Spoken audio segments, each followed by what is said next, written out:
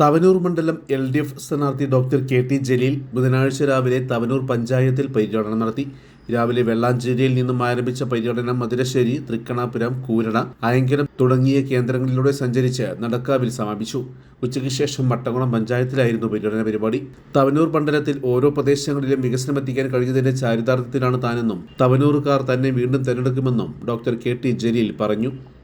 ഏത് പ്രദേശത്ത് ചെന്നാലും വികസന പ്രവർത്തനത്തിന്റെ മാതൃക കാണിച്ചു കൊടുക്കാൻ ഓരോ പദ്ധതികളുണ്ട്. ഇപ്പോൾ ഇവിടെ വരുമ്പോൾ, കൂരടയിൽ വരുമ്പോൾ ഈ തവനൂർ നരിപ്പറമ്പ് പൊന്നാനി റോഡ് ഇത് വളരെ മോശമായി കിടന്നിരുന്ന റോഡാണ്. ഇത് മുഴുവൻ സെൻട്രൽ റോഡ് ഫണ്ടിൽ നിന്ന് 20 കോടി രൂപയോളം അനുവദിച്ച് അതിമനോഹരമായിട്ട് റബ്ബറൈസ് ചെയ്തു. ഇതിന്റെ തൊട്ടടുത്താണ് മിനി പമ്പ. ആ മിനി പമ്പയുടെ വികസനത്തിന് വേണ്ടി 2 കോടി രൂപ അത് ഉപയോഗിച്ച് നവീകരിച്ചു. ഇനിയും ഒരു 3 കോടി രൂപ കൂടി നവീകരണത്തിന് അനുവദിച്ചിട്ടുണ്ട്.